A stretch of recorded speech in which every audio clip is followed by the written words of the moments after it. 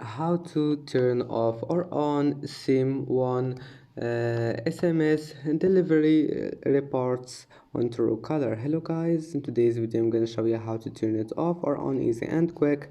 First open Truecaller and then click on your profile here. After that click settings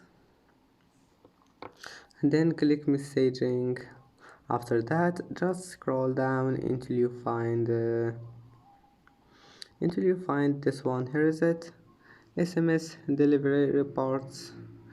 That's it. You can turn it off or on just by one click, and I hope that can help you. And that's it for today's video. If you like this video, please don't forget to like and don't forget to subscribe, and thank you for watching this video until the end, and see you in the next video.